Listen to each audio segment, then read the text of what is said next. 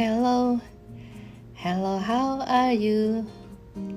Hello, hello, are you happy? Halo cucu-cucuku yang tersayang, happy ya semua? Jumpa lagi dengan Ama Ileng.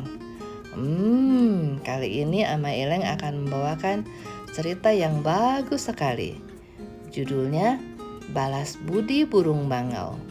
Nah, ini juga salah satu serial cerita rakyat Jepang. Seperti apa ya bukunya? Yuk kita lihat sama-sama. Nah, ini bukunya. Balas Budi Burung Bangau. Seperti apa ceritanya? Ayo kita dengarkan. Pada zaman dahulu, ada seorang pemuda miskin yang akan pergi ke kota untuk membeli kasur dengan uang yang sudah lama ditabungnya. Saat itu udara sangat dingin, sehingga di tengah perjalanannya ia membakar arang kayu di gunung untuk menghangatkan badannya. Ketika dia turun gunung dengan hati yang gembira, terdengarlah bunyi gemerisik dari semak-semak. Ser, ser. Loh, ada rubah atau apa ya? Dia mengintip pelan-pelan dan melihat sayap putih yang besar. Burung bangau yang terjerat. Sabar ya, aku akan melepaskanmu sekarang. Pemuda itu merasa kasihan pada burung bangau dan mencoba untuk melepaskan jerat yang menyangkut di kakinya. Tetapi tiba-tiba datang seorang pemburu menghampirinya. Apa yang kau lakukan? Kamu mau merebut buruanku? Pemburu melotot pada pemuda itu.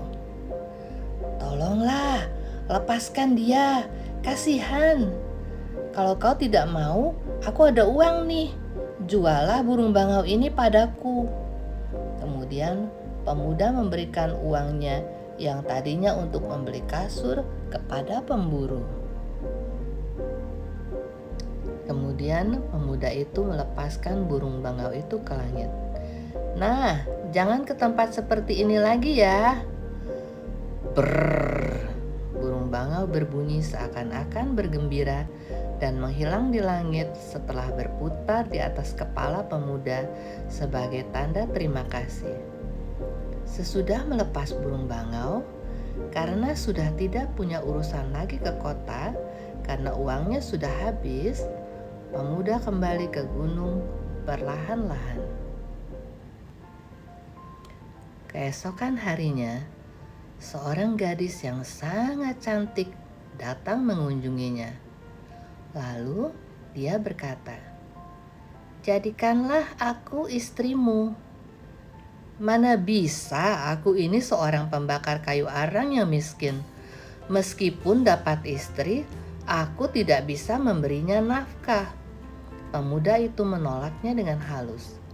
Tetapi gadis masih terus mendesak.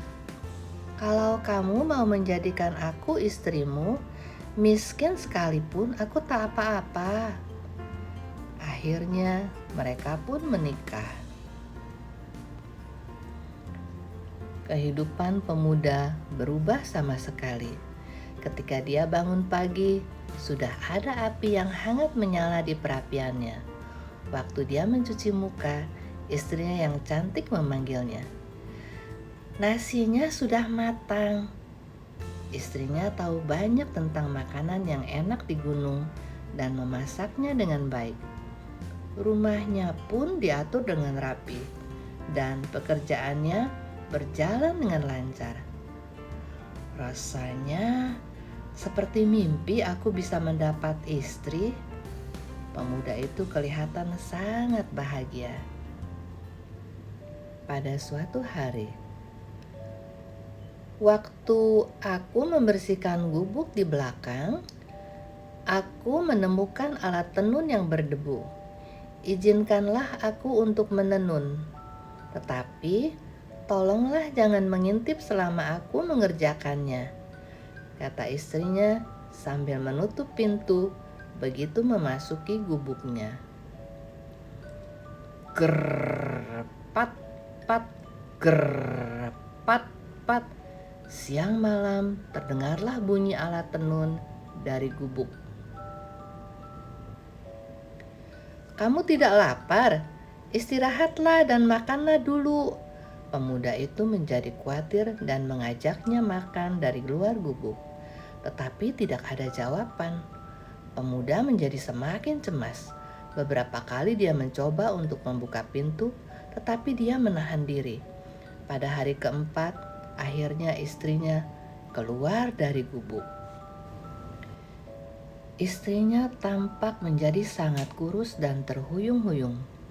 Dia sudah kurus kering dan lehernya kelihatan panjang sekali. "Ada kain tenun di gubuk. Bawalah kain itu ke kota dan jualah. Pasti akan laku dengan harga yang tinggi." "Itu bukan masalah. Aku khawatir akan kesehatanmu," kata pemuda itu. Istrinya tersenyum dengan lemah. "Jangan khawatir tentang aku. Cepatlah turuti apa kataku." Segera pemuda membawa kain ke kota. Pemilik toko sangat terkejut melihat kain tenun itu. "Wah, ini kain yang luar biasa. Aku tidak pernah melihat yang sebagus ini. Aku bayar 80 keping emas. Tidak, 100 keping emas. Lain kali kalau Anda membawa kain lagi, akan kubayar 200 keping emas." Melihat tumpukan emas 100 keping emas di depan mata, pemuda terkejut sampai gemetar. Dalam perjalanan pulang, pemuda itu berpikir, kalau sampai di rumah, aku akan segera menyuruhnya menenun lagi. Di dalam bungkusan di punggungnya ada 100 keping emas yang sangat berat. Jumlah uang yang belum pernah dilihatnya. Hati pemuda sekarang berubah. Setibanya di rumah di atas gunung, pemuda menceritakan kejadian itu kepada istrinya dengan mata yang bersinar-sinar. Pemuda itu berkata, "Sekali lagi saja, kalau sudah selesai, kita berdua bisa pindah ke kota dan membuat istana besar untuk hidup bersenang-senang." "Aku ingin tetap hidup seperti sekarang, berdua denganmu. Aku tidak mau tinggal di kota," kata istrinya pelan-pelan. Tetapi suaminya tidak mau mendengarkannya. Akhirnya istrinya berkata, "Kalau memang itu yang kau inginkan, aku akan menenun sekali lagi. Tetapi kali ini pun jangan melihatku kalau aku sedang menenun." Istrinya berkata demikian dan memasuki gubuk lagi. Ger, pat, pat, ger, pat, pat. Terdengarlah suara alat tenun dari dalam gubuk. Suaranya terdengar lebih lemah daripada yang dulu. Tetapi pemuda tidak menyadarinya. Pemuda berbaring di depan perapian dan menunggu sambil minum sake.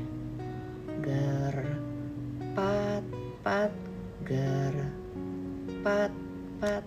Tetapi kali ini pada sore hari keempat pun masih terdengar suara tenun. "Kok lama sekali?" Pemuda berdiri dan diam-diam membuka pintu gubuk untuk mengintipnya. "Loh, apa ini?" Pemuda itu sangat terkejut. Ternyata yang menenun dengan sungguh-sungguh di dalam gubuk adalah seekor burung bangau yang sangat kurus. Burung bangau menenun sambil mencabuti bulu satu persatu dari tubuhnya.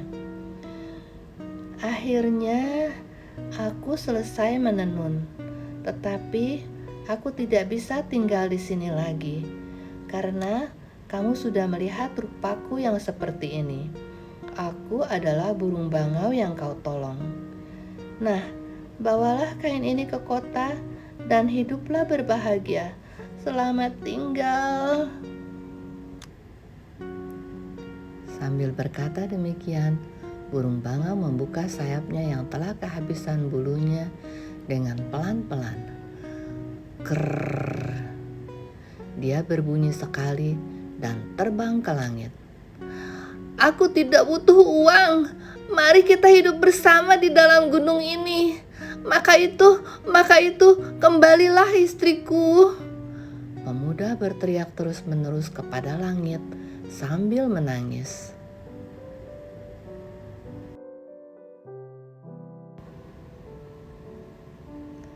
Cucu-cucuku, demikian cerita tentang burung bangau yang membalas budi.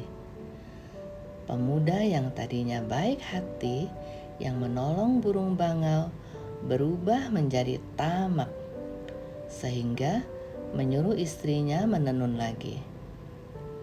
Kita tidak boleh tamak ya, harus tahu berpuas diri. Nah, cucu-cucuku yang berbahagia, sampai jumpa di episode Ama Ileng bercerita yang berikutnya. Bye-bye. Love you. Have a beautiful day.